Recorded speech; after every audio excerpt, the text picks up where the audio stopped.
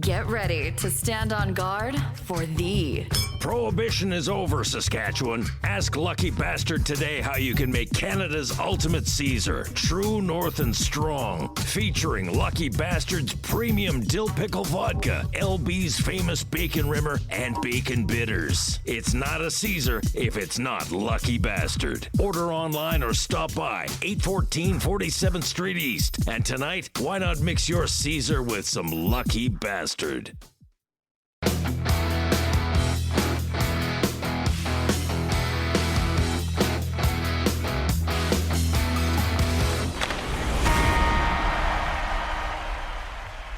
Welcome back, everybody, to the Fantasy Hockey Hacks podcast, a proud member of the Hockey Podcast Network and the official podcast of Left Wing Lock, your number one source for fantasy hockey intelligence.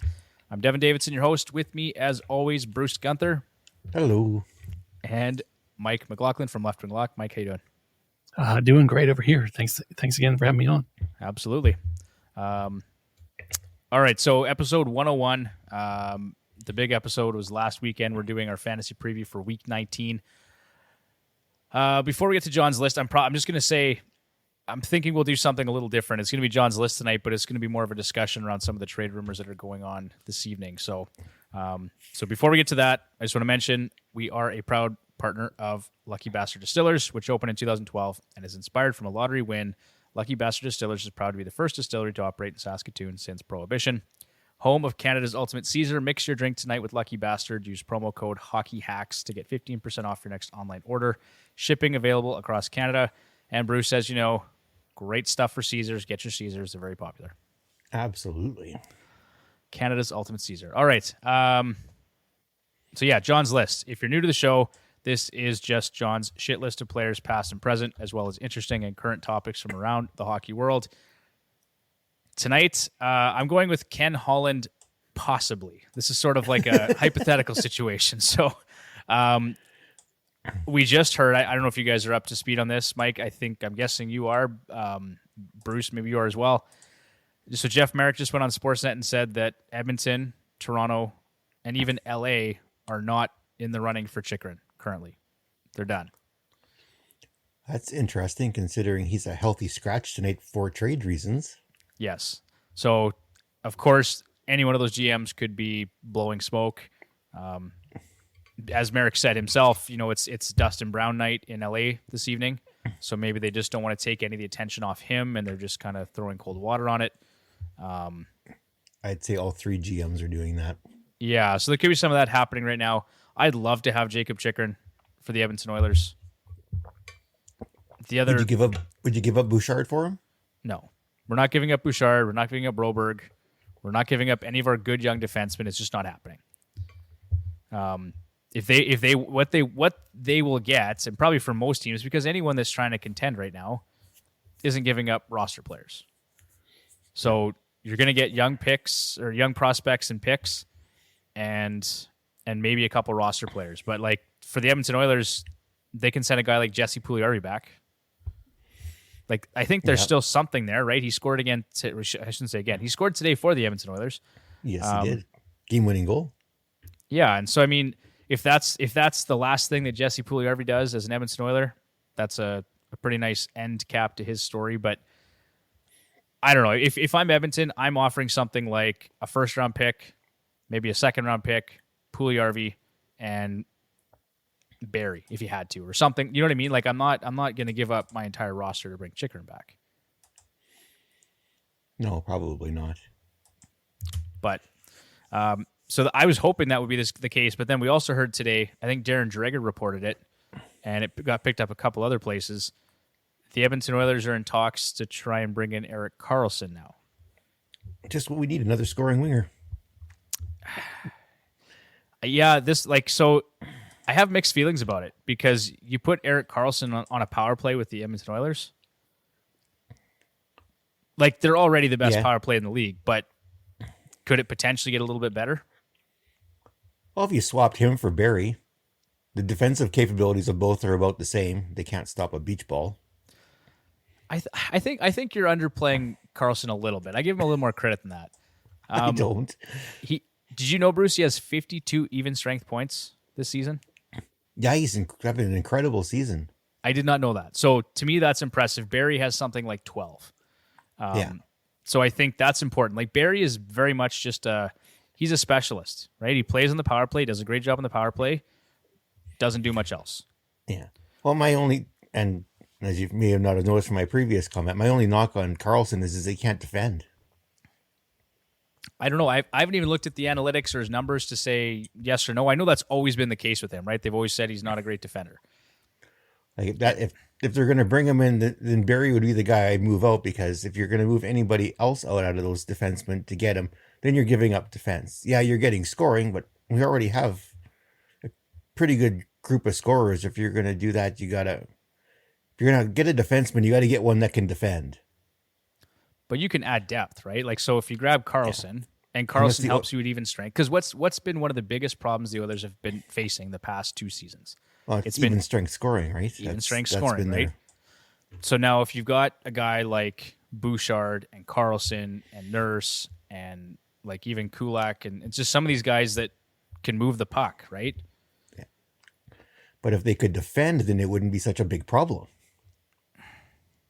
Yeah, but I mean, do you need to be able to defend? Look at what Colorado did last year. They just outscored their troubles. They just went back to the 1980s and just outscored their problems. Edmonton can do that. Look at their goaltending this year. It's the worst in the league. Yeah, and Edmonton has close to the worst in the league. Yeah, and Edmonton has good goaltending. So I think, I don't know. I have mixed feelings. Like I thought Chychrun would be the guy because he's shown that he can play defensive pretty well.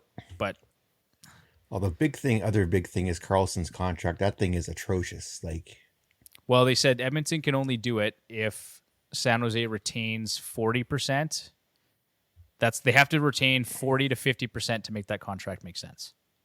And then they'd have to get a third party involved too, wouldn't they, if they didn't move any roster players out? Well, they're going to move out Puljujarvi. I think that's a given. Like he's just so you get $3 million. So he'll be a trade but then it's tied up for how many more years is Carlson's contract? Till 2026-27. Ugh. Even at a reduced number, I still don't like that. He'd be at 5. I saw somewhere 5.75 for the next 3 years. No. I'd take it. I don't think so. I'd take it. They're in win now mode. Like I honestly I throw the draft picks out the window. Just get it done. Do something. The way I started this, Bruce, my train of thinking, Ken Holland is potentially on the list this week if he fails to trade for an impact defenseman. Right? Because I heard a comment earlier this week that just made me angry. It was something about him saying that it has to be dollars in, dollars out. We just saw the New York Rangers trade for Vladimir Tarasenko with $1.5 million in cap space. So you can't tell me it can't be done, right? Yeah. No, I know. Carlson wouldn't be high on my list of. I'd want a defenseman that can defend. We've got lots of defensemen that can move the puck well, but we need someone that can actually defend. But if the other team never has the puck, Bruce, you don't need to defend. I guess if you're up by 6 goals, but you got to do that too. I also heard they were looking at potentially bringing in Tyler Pertuzzi from the Detroit Red Wings.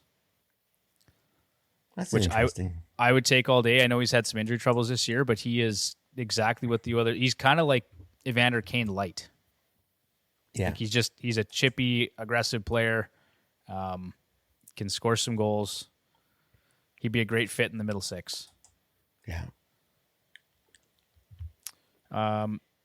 Okay, so that kind of does it for John's list this week. I don't know. Any thoughts, Mike? What do you think? If you're the Edmonton Oilers, who are you looking at? Because it sounds like Chychrun is probably out. You have Carlson, Gavrikov's another name that's been thrown around. Yeah, while you guys were talking there, I was looking at Edmonton's player usage chart. I don't get to see the Oilers as often as you guys do because they play so late in my time zone.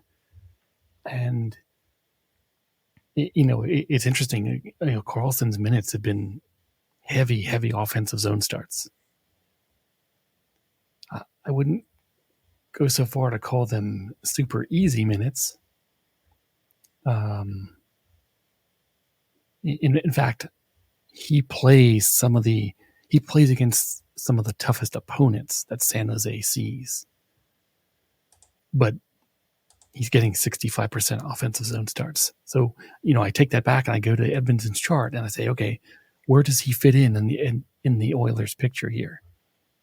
You guys have like Nurse and CC playing these tough minutes, right?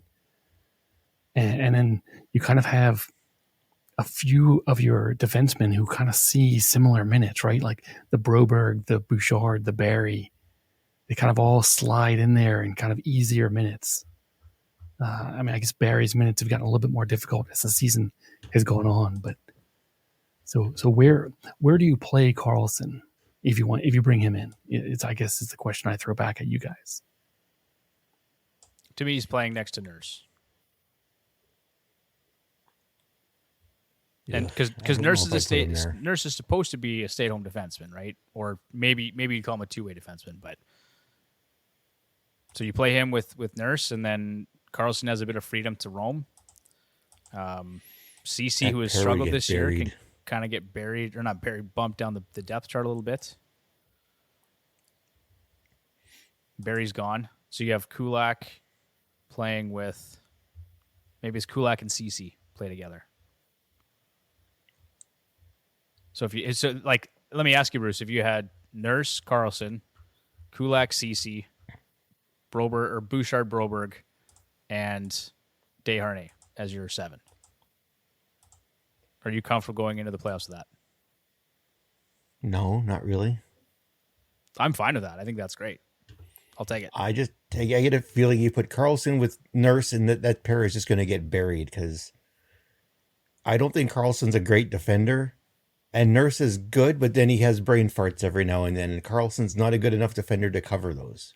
Where if you put CC or Kulak with Nurse, when Nurse does that, you've got someone that can cover for him. Carlson isn't going to cover for him.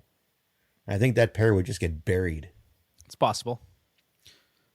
So then maybe you stick with CC and Nurse, and then you go put him with Kulak. So because Kulak Carlson. Yeah, I would say that way Kulak can cover for Carlson when he goes for a skate in the offensive zone. And Kulak's a great skater, so I mean that makes some sense, right? If he had to cover up for some mistakes, he can. Yeah, because I'd want to pair an offensive mind one with a more defensive minded one, just so that they've got coverage there. That's how I would do it anyway. Like my concern is bringing in just a real hammer on the back end. Like if you're going to bring in Edmondson, what does he do for your game at even strength? I don't think they have to anymore. I think Desharnais, I think he's done an admirable job there. I don't think you need to go get Edmondson now because he's acquitted himself quite well back there. So yeah, he doesn't have playoff experience, but yeah, I like Desharnais for the record. I think me too. But so Bruce, if you're not bringing in Chychrun, and if you're not bringing in Carlson, who do you want for the Edmonton Oilers for the playoff run? I'm actually okay with the defenders we have. If you want to bring someone in as a depth defenseman, so they wouldn't have to go to the farm to get one. But I don't think they need a big fancy name or someone like I don't know what. I don't even really know. Like I realize like Garikoff and stuff like that. Like they don't need a big fancy big name defender. They just need someone that can. Someone goes down. They need someone they can fill in that can defend. So just more depth. I have a good name for you, if that's what you're looking for. Yes, please. Justin Braun out of Philadelphia. Yep. He hasn't played a whole lot this year. He's actually the number 7 in Philadelphia this season. And steady guy, has lots of experience, can play either side, but usually plays the right. And he's capable of jumping up out of that third pair in, short-lived situations. That's a name that's actually come up a few different times around Edmonton is Justin Braun. I think he'd be really cheap. Yep. But that's the kind of depth you need, right? So I'm okay if you want to bring a guy in like Justin Braun in too, but I still think Edmonton needs, at some point, they need a Cale Makar. They don't have one, right? Like and nobody really has a Cale Makar. He's a special player, but just like we need that stud number 1 D-man that runs the power play, and who is that guy in Edmonton? So if you did bring in Carlson, does that make Barry obsolete then at the end of the year? Is Barry Barry's gone for. Barry's got. Well, he probably goes in that trade to clear cap space. I like Barry, but yeah. But if you're looking at defense, like player versus player, Carlson's an upgrade. Yeah. If you're comparing Barry and Carlson is an upgrade. Yeah. So that's all I'm saying is like that move makes sense to me. If and we know Puljujarvi's not coming back next year either. So if you can add him in as part of that trade too, maybe San Jose can sign him, right? And they are probably going to lose Timo Meier, or it sounds like they're going to lose him, but they're looking to move him, right? Yeah. So bring in another winger. Okay. Well, we spent 15 minutes on John's list. The horse is dead. The horse is dead. I just want to spend some time on that, have a discussion. There's just lots going on right now. What did you guys think? Did you like the Tarasenko trade? I guess I'll ask one more trade-related question. I liked it more than Patrick Kane did. Oh, boy, was he mad. He was not happy at all. And then I noticed, I went and checked his stats for the game that night, right after the trade was announced. He was -2 and had 2 shots on goal in like 23 minutes time on ice. Like he just doesn't care anymore. Yeah, I liked it on the New York Rangers side. They had needs, and you could tell by watching the lineup. Like as somebody who updates line combos every day, Yeah, I saw that top line right wing spot just in rotation all season long. Yeah, you know, Goudreau, Vesey, Kravtsov, or however you say that guy's name. The Lafreniere was tried on the top line. Like they couldn't find a fit. Yeah, and they also were rotating in the bottom pairing defensemen. Zach Jones was getting some time in there. Libor Hajek, and what's the other guy? Schneider is the third guy. All 3 of those guys rotating in and out of the bottom pairing. And so they bring in Tarasenko. He solves the right wing problem on the top line. They bring in Mikola, and there you have a steady third pairing defenseman. Yeah. So I like it. They got in early. They filled the holes they needed to fill. Will they win? I don't know, but they had holes and they identified them and they filled them. And I don't see how you can fault a trade like that. No, and Tarasenko he's got points in every game he's played since the trade, right? He's had points in both games. Memory serves. Definitely the first game. I'd be shocked if he didn't get any tonight, given the score. Yeah. Tell you in a second. If I can spell his name. Okay, well, maybe, Bruce, as you look into that, let's move on to Fantasy Lock of the Week, presented by Left Wing Lock, just because it's related. We're going to go with Artemi Panarin, who I believe now has 9 points on the week. We're a little compressed in this podcast. I didn't have time to wrap up some of these things, and we are recording on Saturday night because some of us have plans for the Super Bowl on Sunday evening. So, Mike, I know you're one of them, obviously being an Eagles fan. Or is it birds? Do you guys call it birds in Philly? Is that a thing? It's a huge thing. I usually say Eagles, but yeah. The birds. Yeah. Anyway, Panarin put up 5 points, 4 goals in just 15 and a half minutes time on ice against the Carolina Hurricanes this evening. So good on him. He's our lock of the week. Yeah, and that was with Slavin back in the lineup too. Yeah. So they just beat him down real good. All right, Bruce, what do you got for us? Tarasenko did nothing. 13-25 time on ice. He had 2 hits. Not even a shot on goal. That's all he had tonight. Okay. I thought for sure he would have put up some more points. So does it really matter? Like at this point, are we just looking at the Bruins and the Rangers? Is that going to be our Eastern Conference final? Like the Bruins are so good this year, right? I mean, It just feels like they're going to steamroll everyone. And then you look at the other side of the bracket, it's Carolina, Pittsburgh, New Jersey, and New York right now. This is updated as of Friday. So I don't know. The East is tough. Yeah, the East is tough, and I would never rule out the Tampa Bay Lightning. No, exactly. In fact, Like I don't know how their cap situation works, but as you guys said earlier in the show, good GMs can always make room for good players. I wouldn't be shocked if Tampa Bay is kind of working the back corner phone lines to get one of these big time defensemen. They're just asking Kucherov to sit out for another couple months with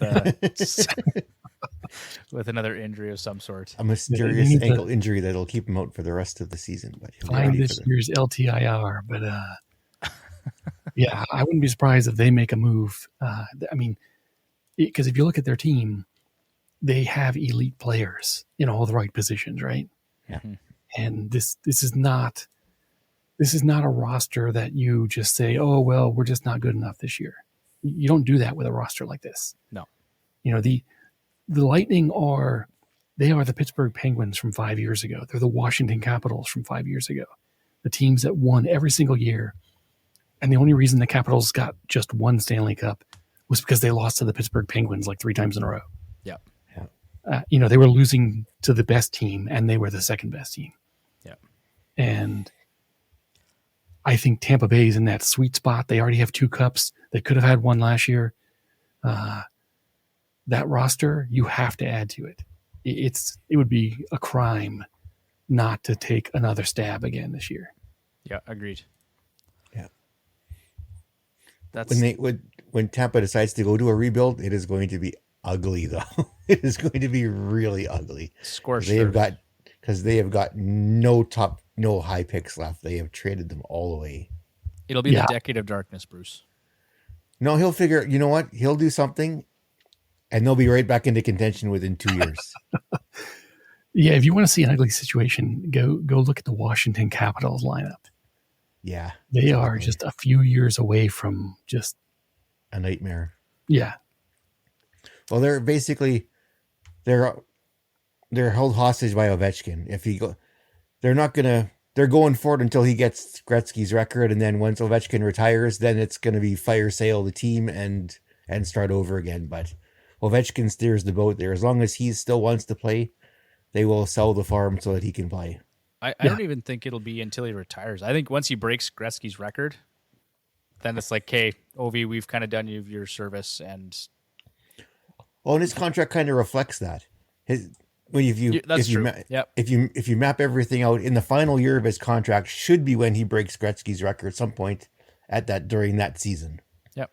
And then after that he can skate out into the sunset and then watch his team get fire sailed. Yeah, the West is way more open. Like, I think the West is going to be a lot of fun to watch this year, especially if Colorado continues to struggle. What, 5 teams within 5 points of each other? Yeah. Isn't that? And I think the wild card out there still is Calgary with Markstrom.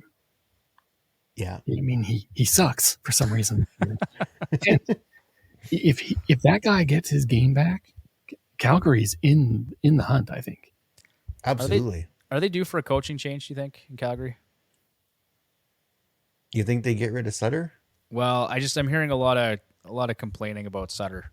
Like, if they miss the playoffs this year, Sutter's gone. If they get into the playoffs, Sutter will be fine. Because Sutter is not an easy coach to play for. He's a very demanding coach.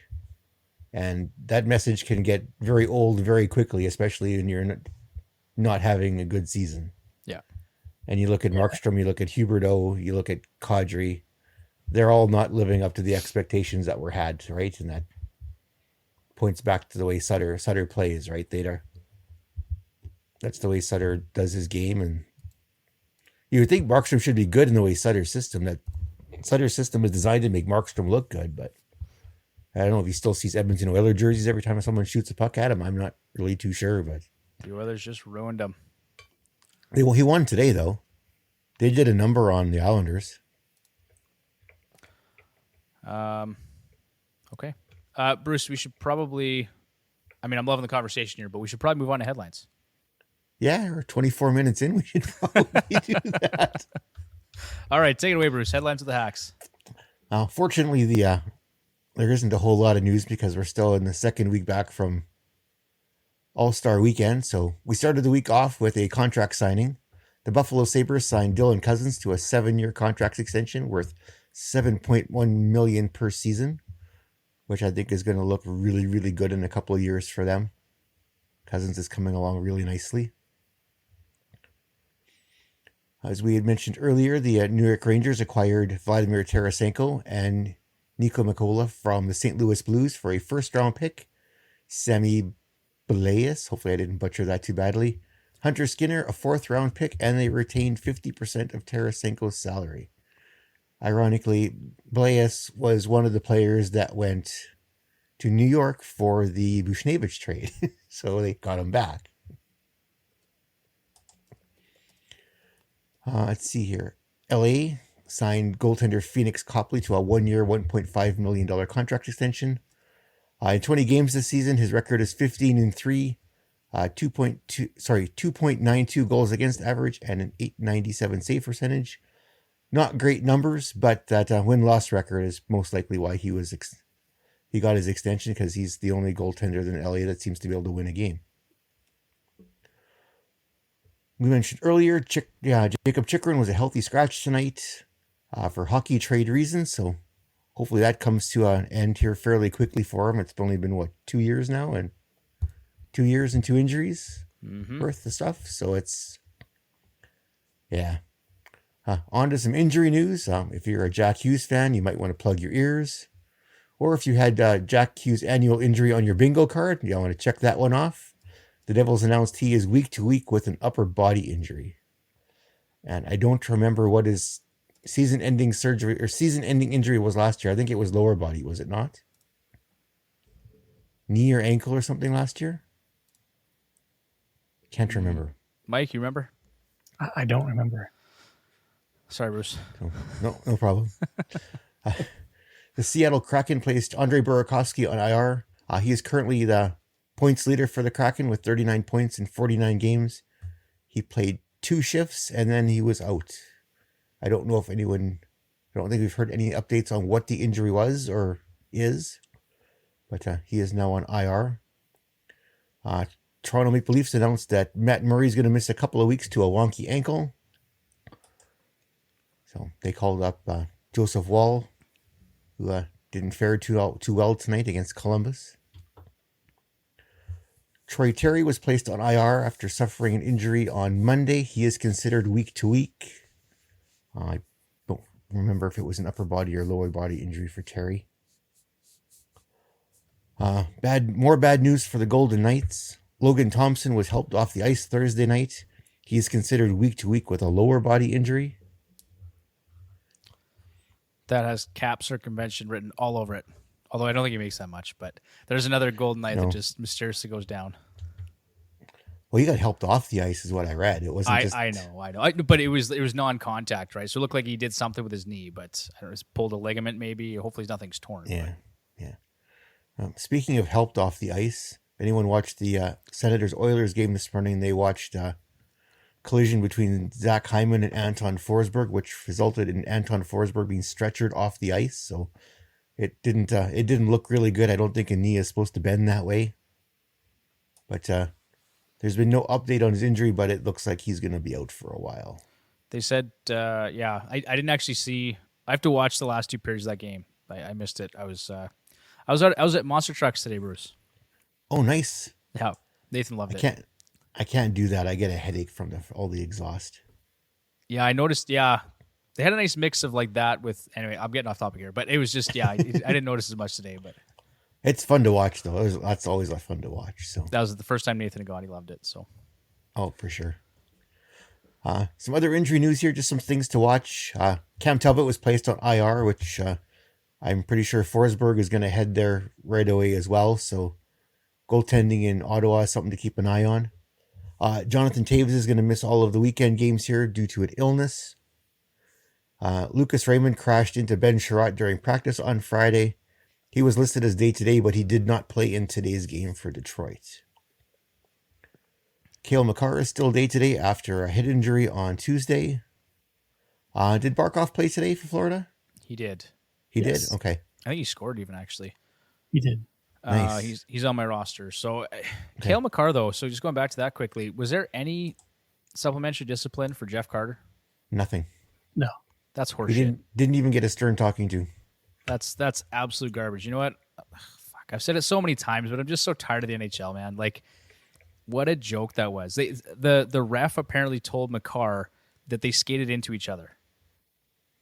I didn't see it. Makar was stationary. He was standing beside the net, basically, and Carter comes flying into his shoulder and hits him in the chin. And just takes him out. And the ref has the balls to say you skated into each other. Like, give me a break. I'm just the NHL, the officiating. You're on the list this week. You suck. Anyway, because I saw Carter scored today, or was it yesterday? Whatever you like. So the play happened with Makar, and then the next game Carter scores. Like garbage. Anyway, continue, Bruce. Well, the last one on the news for today is kind of a goofy one. So, Rasmus Anderson is day to day after getting hit by a car on Wednesday. He was on his way to dinner with his teammates and got hit by a car when going through a crosswalk on his scooter. Scooter. On his what? He was on a scooter and he was going through a crosswalk and he got hit by a car. Oh my god.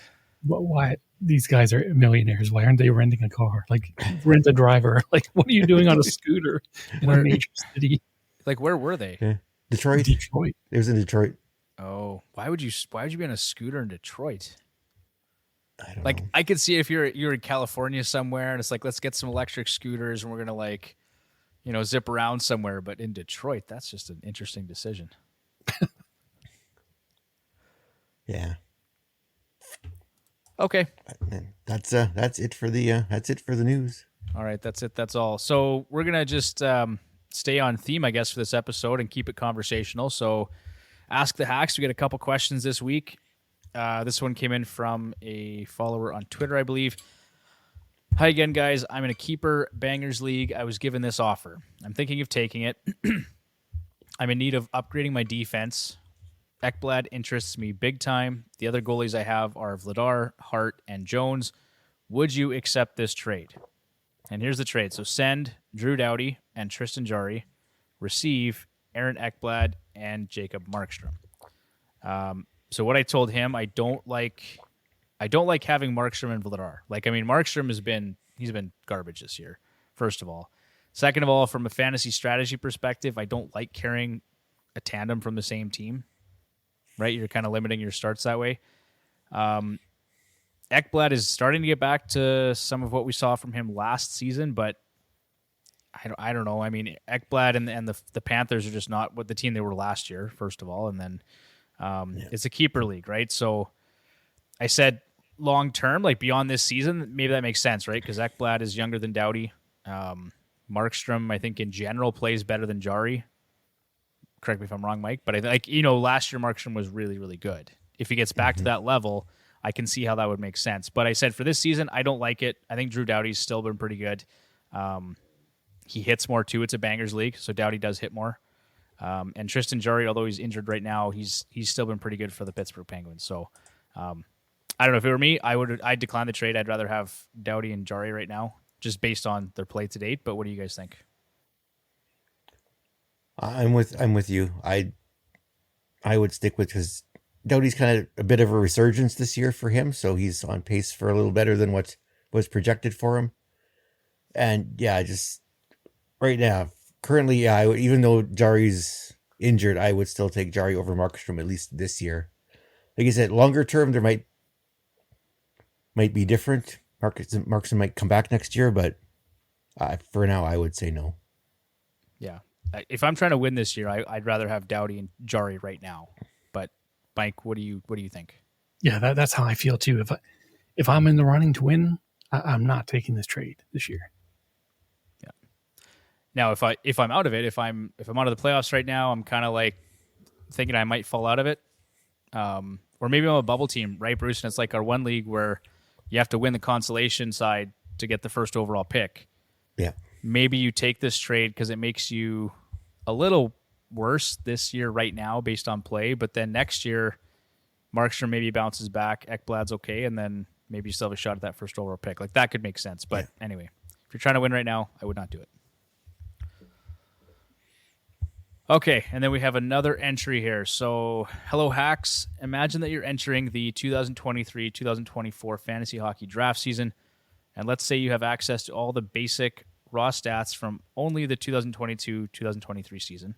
That's goals, assists, shots, hits, block shots, penalty minutes, face-off wins, goals, game-winning goals, power play assists, power play points, plus minus, shorthanded goals, shorthanded assists, shorthanded points for all NHL players. If you're then allowed to have just one extra stat or metric to use for your draft research, which stat or metric would you choose and why? Ooh. I mean, I'm probably going to go... Shifts? What's that? Shifts? Shifts? You could go shifts. Tyler's not here, so I had to say it. No, I was gonna say either Ish or Tevish. I don't. That's kind of. If you can give me one of those two stats, I like those numbers. But because we use it quite often, right? When we're talking about longevity for performance, right? Like, yeah. If I know that someone's shooting 25% this year and their career shooting percentage is 12, I mean, that gives me some indication for heading into my draft for next season. Also, IPP is another one that we look at. Like, we've got a defenseman on our list this week that I'll maybe talk about. That's tough. I mean, secondary assist rates, Mike, we've talked about that in the past as well. That's a nice stat to have. I don't know. I mean, I do like team even strength shooting percentage just for the fact that it's kind of an indication of like are they benefiting from some luck, right? And often, was it Ovi that was at 14% last year? Who had that just astronomical number? It was him. Yeah, so I mean that's one you can look at, and that can sort of predict, I think, future performance a little bit, right? What would you say, Mike? I got to ask you this question because you're the expert in this area. So I liked all the answers you gave, and for me, the one that kind of carries the most weight, if I had to choose just one, would be IPP, the individual points percentage. And because there's no getting around that. If that number is high, you're going to regress next season. Yeah. Now, you might not be able... Well, actually, since you have all these basic stats, you can deduce what the shooter's shooting percentage was. Right. Okay. Yeah, that makes... Yep. Since you know his goals and his shots on goal. Yep. And so right away you'd know if that was high or low. But with the IPP, if that's high or even if it's low, you know the player's getting very lucky or very unlucky. And tying that together with the goals and shots on goal, you know if he's getting lucky because of scoring on his own or because of assists. Right. Because his teammates are scoring. And so for me, that's the number I'd want. If you said you want to get one number, that's what I want. I want the IPP, and I'll draft on that number. All right, there you go. And so if you want more fantastic insight like that, make sure you check out Mike's draft kits this summer. They're kind of like my Bible, honestly, and they've helped me win a couple championships. Hey, Bruce. Yeah. At my expense, I might add. It's not me bragging. I'm just trying to lend some credibility to the draft kits. That's all. Hey, Bruce, we can send Devin the second place draft kit this summer. Exactly. Exactly. It's the draft all kit right. you get for... Okay, let's we got a couple ad reads here to do, and then we'll move on to Edgework here. So as a member of the Hockey Podcast Network, the Fantasy Hockey Hacks podcast is a proud partner of DraftKings. Are you ready for the biggest Sunday in sports? DraftKings Sportsbook, an official sports betting partner of Super Bowl 57, has all the Super Bowl action you need. New customers can bet just $5 and get $200 in bets instantly. Plus, all customers can bet on the Super Bowl 57 excitement with DraftKings Happy Hour Super Boosts. Check the DraftKings Sportsbook app every day between 6 and 9 to see what prop bet will be boosted. Download the DraftKings Sportsbook app and use promo code THPN. New customers can bet $5 on Super Bowl 57 and get $200 in bonus bets instantly. Only DraftKings Sportsbook with promo code THPN. Minimum age and eligibility restrictions apply. See show notes for details. Mike, who are you taking in the big game tomorrow? I got to ask. I know who you want to win. Who do you think's going to win? The Eagles are going to do it. Yep. Yeah, it's a want and a think. Okay. Yeah. I've kind of been hearing a lot of that too, actually. That seems to be the sentiment is the Eagles can do it. But Bruce, you're a bigger football guy than I am. What do you think? I think the Eagles are going to do it. I think. Well, we'll see what Mahomes can do, but I think all they have to do is take Travis Kelce away from Mahomes, and I think they'll be just fine. All right, and that's two, assuming I think that Jalen Hurts, is it his shoulder? Is that what's going on, or what's? He'll be half dead. He'll still play. I mean, he was fine, right? Yeah. Okay. No, I think overall, I think the Eagles are just I think they're a better team overall. Kansas City has all the hype, but I think Eagles have a better team. Just give Hurts a big old shot of cortisone and good to go. That and the Chiefs beat the Bengals, so I want the Chiefs to lose. Just how it goes. You've got some rooting interest. Yeah, okay. The other interesting storyline is the two Kelsey brothers are playing against each other. Yeah. Because I don't know his name. The other Kelsey that plays for Philadelphia, he's their center.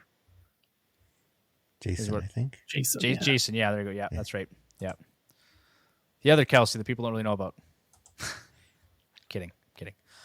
Okay, one last bit of news here. So we're going to talk about Raycon right now. Sometimes the smallest changes to your routine can make the biggest impact.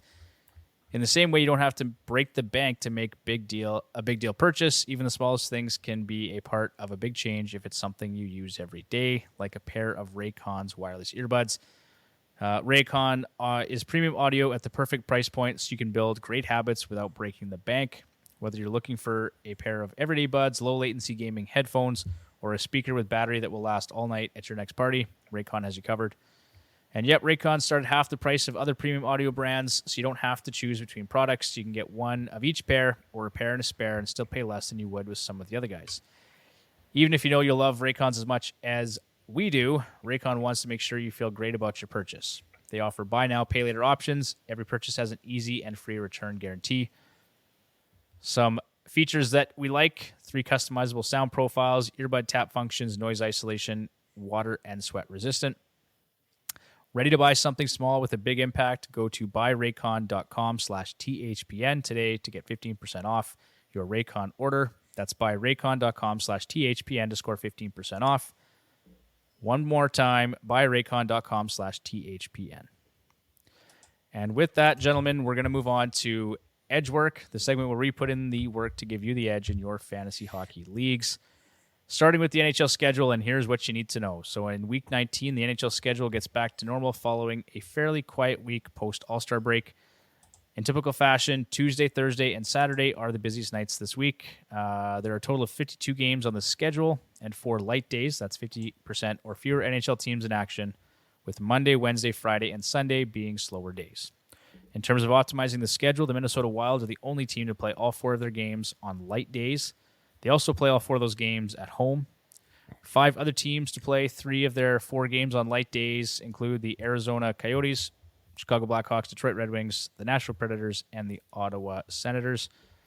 Conversely, there are 3 teams next week that play just twice and should be avoided if possible: Anaheim, Philadelphia, and Las Vegas. According to Left Wing Lock's strength of schedule metric, oh boy, I didn't have that in there. Mike, save me here, Mike. Save me. Yeah, I've got it for you. So Toronto has the easiest schedule in the coming week. They have 3 games, and they face the Chicago Blackhawks twice, along with the Montreal Canadiens. This is a dream. So their strength of schedule is rated -40. And then the most difficult schedule for this upcoming week is the Washington Capitals. They face off against the Carolina Hurricanes twice, and they also play the Florida Panthers. Their strength of schedule rating is a +18. Perfect. Thank you, sir. As you know, and I didn't get around to fixing this, but we had I guess the strength of schedule tool was down for some maintenance when I was looking at it. So that's what happened. Quick recap here. Monday, 5 games. Tuesday, 9. Wednesday, 6. Thursday, 8. Friday, 5. Saturday, 13. And Sunday, 6. And with that, we'll move on to NHL Week 19 waiver wire targets, starting with Ryan Hartman. Did he do anything? Did he play tonight? Yeah, he did play tonight. I think he scored. Okay. The game's still going. Trying to pull up his numbers here. Yes, he did score. He did score. Okay. All right. So Ryan Hartman, center right wing eligible, finds himself on the top line in Minnesota recently here, playing with Kirill Kaprizov and Matt Zuccarello. Still just on power play 2, but that's pretty nice deployment if you're Ryan Hartman and if you're a fantasy manager looking for a player that's readily available. 27% rostered. He's got 4 games, like we said, on the schedule next week, all on light days. So kind of a nice pickup there. And if he scored again tonight, I think more of that's going to be on its way, Mike, because we're looking at this 7% or 7% is below his 3-year and career averages. And his Tevish is down to 8%. He was, again, that's a player, 12.1% last year, down to 8% this year. So we're kind of seeing that correction that we expected. But I think if you're looking for someone for right now, Ryan Hartman's a nice pickup. Yeah, I think he's a nice ad for sure. And I did notice that his time on ice is back up around 18 minutes. So his season average is, it's under 15. But now he's playing on that top line. He's going to get more opportunity to score some goals or put up some points. So take a look at him. Alexis Lafreniere, this is a guy I really didn't have a lot of time for. But right now the Rangers seem to be rolling. Left wing, right wing eligible, which is always nice. He's under 30% rostered at 28%. 3 games on the schedule next week. Philip Hedl and Capo Caco are playing great, Hedl especially. And we had mentioned him last week, right? So why not mention his line mate here? Lafreniere's got 7 points, 3 goals in his last 7 games.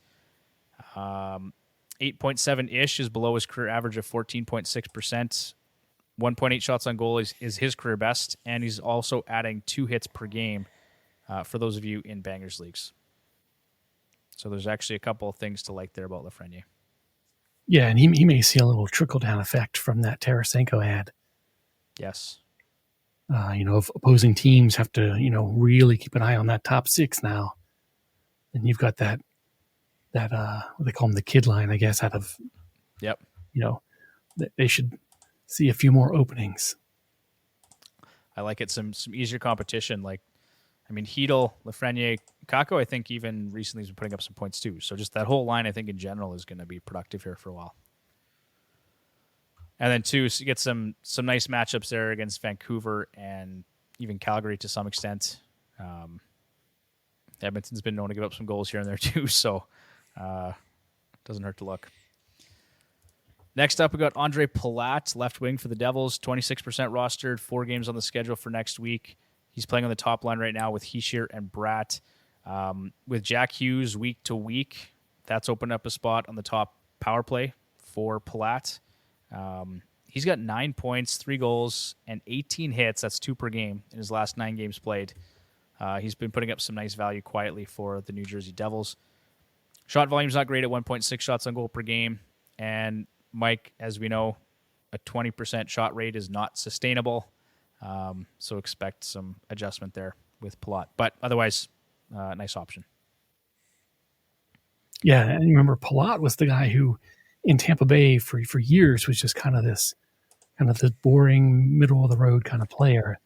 And then Kucherov went down for the season, and Palat got bumped to power play 1 and set career records across the board. Yeah, so he could be rolling for the remainder of the season here. Well, for as long as Hughes is out, and maybe he gets some added deployment beyond that. All right, this one I'm maybe not quite as keen on, but Brock Besser, right wing eligible, 46% rostered, 3 games on the schedule next week. I just don't love his line mates, I guess, is really the thing I don't love about Besser.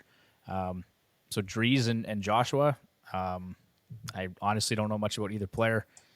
He's getting power play 2 deployment right now, which is not great. But here's the thing.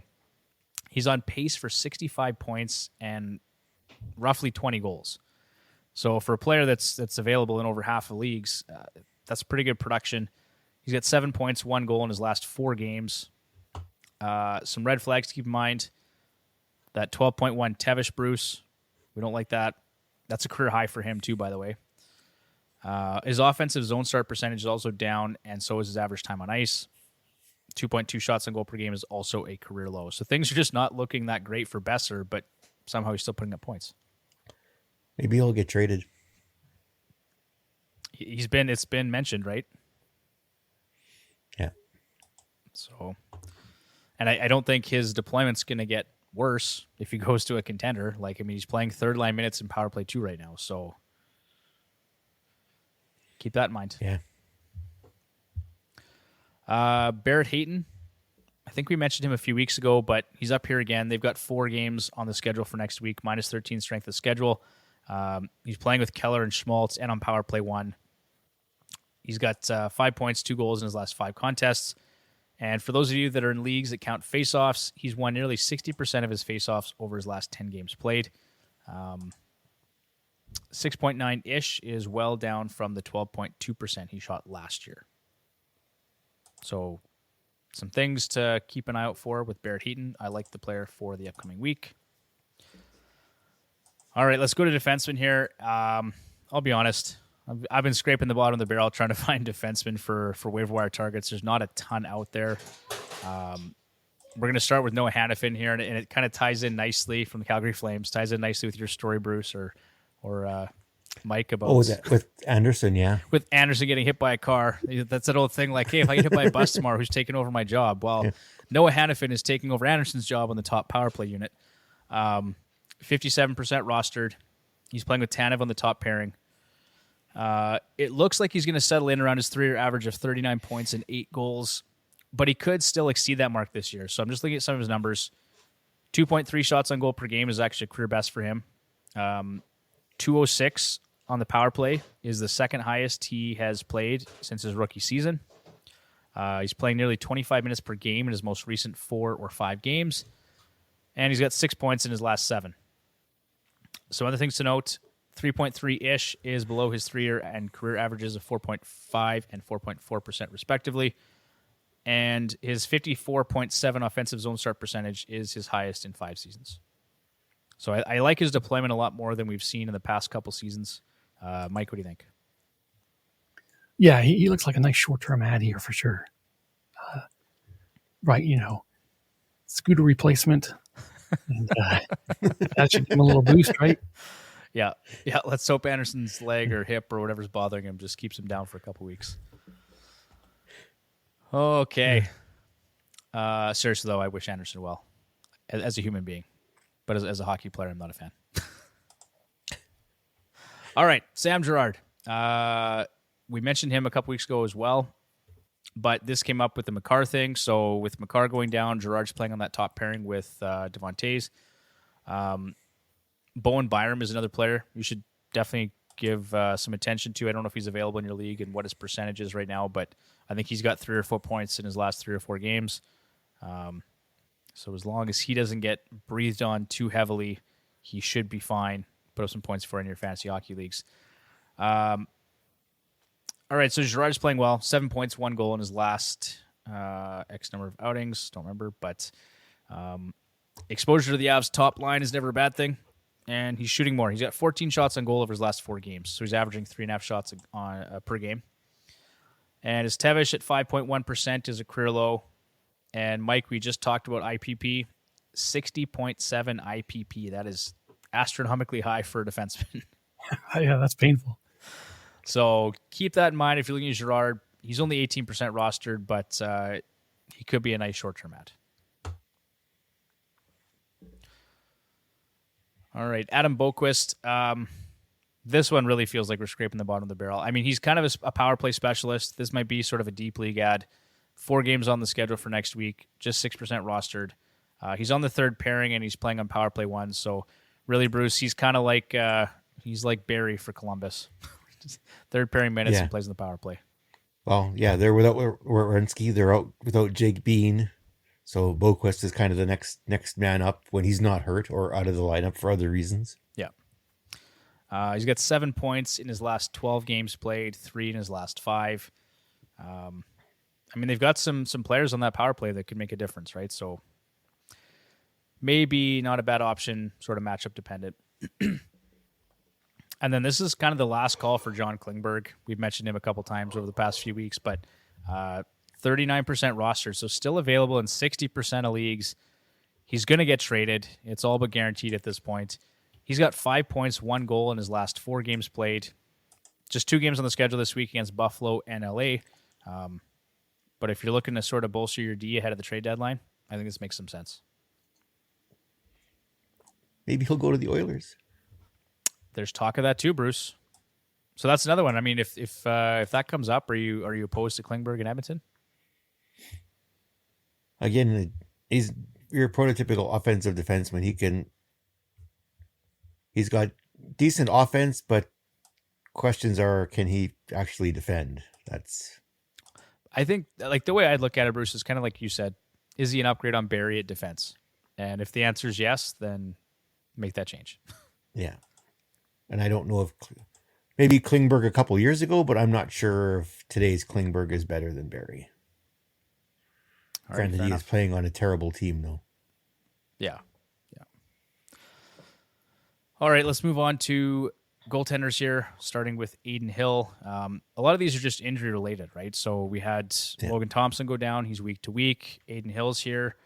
Just 2 games, like I said, on the schedule for Vegas. But when he does play, Hill has been pretty good. In his last 5 appearances, he's got a 2-2-0 record with a 1.87 goals against average, a .935 save percentage, and 1.58 goals saved above expected. I'd say it's just sort of, well, I said it was worth a speculative ad because we didn't know the status of Thompson, but at this point, he may not even be available. And 19% was what I had written down yesterday. I'm sure it's higher than that this evening. And there was news, Bruce, that Laurent Brossoit was called up as well for Vegas. Yes, he was. So, I mean, it could be a tandem situation. Maybe they don't start Hill all the time, but he's been good for them. So I don't know why they wouldn't give him a crack at the job. Yeah. The bit I read said Brossoit's play will depend on how he does on the starts he gets. Okay. Yep. And Hill is up to 31% now, plus 15% in the past day on Yahoo. There you go. Yeah. So no surprise there. I'll just make that adjustment. 31%. There you go. And then, of course, I did not have a chance to replace Anton Forsberg. We don't know his status, like you said, Bruce, but he was my other waiver wire pickup here for goaltenders. So 45% rostered. 4 games on the schedule next week, minus 11 strength of schedule. 54% net share for him. So he's kind of taken some of those starts from Talbot. He appeared in 10 of 14 games for the Senators during the month of January. So I think some of that volume partially makes up for some of the inconsistent play that we've seen from him. In the month of January, he went 6-2-0 with 2 shutouts in 10 appearances. He's sporting a 2.96 goals against average, a .903 save percentage. So not great numbers, but he had some strong games at times. For example, in his last 4, Bruce, he posted a 3-0 record, 1.98 goals against average, a .939 save percentage, and 6.07 goals saved above expected. Not bad at all. Some pretty fantastic numbers. So it's unfortunate he went down today. Hopefully he's okay. And then I was going to mention too here, .914 even strength save percentage is the second best of his career to date.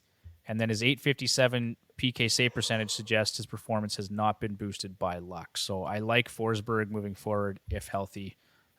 Any other options, guys, in goal that you're looking at right now? Eek. Yeah, I'd like to know too, because my Yahoo team's going to need a goaltender here right away. Again. Yeah. So there's not a ton out there, truthfully, that I've seen. So this might be just kind of a cold situation in net until the trade deadline happens, you know? Yeah. Because I depending on what the Flyers do, you might see Samuel Urson come back up to the NHL. Okay. and he makes for a reasonable ad if he's getting those backup starts. He was really solid for the Flyers. For sure. I feel better, Bruce, all of a sudden about my large price I paid for Hellebuck. I know. And honestly, I don't think it was an unreasonable number, but or price, I should say. I've been considering something similar for my Yahoo team, as I might have to give up a good player or so to get a goaltender to get me through, because I don't think Binnington, Copley, and Jones are going to get me to the promised land. I might win the saves category, and that's about it, just because they're seeing a lot of rubber. Yeah. But I'm not going to win on any of the other goalie categories. So this is in our ESPN league, Mike, and I was looking at my goaltending. I had Copley, I had Gustafsson, Jari, who was on IR, and I had one other goaltender, I think, in there, Bruce. Vanacek. So I'm going, okay, this isn't gonna work out well for me, right, moving forward. So I traded Patrice Bergeron, Sam Bennett, and Phoenix Copley for Connor Hellebuck. Okay, right. And the flip side of that is after I traded that, because it was a 3-for-1, so then I got to pick up some other players, right? So I ended up picking up Ryan O'Reilly, who was on the wire. He was on IR with his broken foot. Picked up Tyler Bertuzzi, who may be getting moved somewhere else here soon. And then we talked about him recently too, and all of his numbers. It looks like he's due to start putting up some more points here. Yeah, I mean, if anybody out there is going to score soon, I think it's got to be him. He just put up another power play assist tonight, I think. So he's got a goal against Edmonton. He had another power play assist tonight. So he's starting to kind of get back into it. And I think if he does get moved, there's talk it could be Edmonton, could be Vegas. Like, there's lots of places where he could continue to have some value. So, but now my goaltending goes from what I explained to now I've got Hellebuck, Jari, Vanacek, and oh yeah, that's really solid. So I'm feeling pretty good about that. Yeah. Yeah, I mean Copley, like, for someone who has so many wins, his numbers are terrible. If you look at his goals against average and his save percentage, it's garbage. Like, it's not his good. Save percentage is not even 0.9. No, it's not good. It's not good. So that's a funny situation to watch. All right. I guess what I'm saying is, I don't think you paid any price by giving away Copley. No. I mean, I picked him up off waivers, and as I explained to Bruce, like, yeah, I hate to see Bergeron go, but I also have Pasternak on my roster, and I don't like to have too many players from the same team anyway. So I was okay giving up Bergeron, and Bennett, I was kind of on the fence as to whether I should even hold on to him. Like, do I drop this guy or not? So I honestly wasn't. I was shocked that Taylor accepted that trade, but that worked out just fine. So I have 3 Islanders on my Yahoo team. Yeah, that's too many for me, Bruce. One, unless the only one I would really want there is Sorokin, maybe Brock Nelson or Dobson. Like, there's not many guys on that roster I want on my fantasy team. I've got Palmieri, Dobson, and Andrews-Lee. Yeah. No Sorokin. Alrighty. That'll do it for this week. Then I guess weekly rankings. Mike, you're going to update for us tomorrow. All the magic happens on your end on Sundays. So because we're recording on Saturday, we won't have that information. We won't do risers and fallers, but we're going to include it in the blog post. So that'll be up here probably tomorrow night sometime. Alrighty, and then, so I guess with that does it for this week.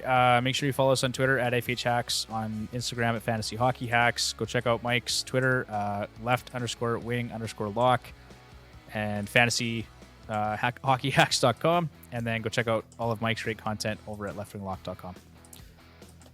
Thank you, gentlemen. We'll see you next week. Sounds good. We'll see you then. Take care.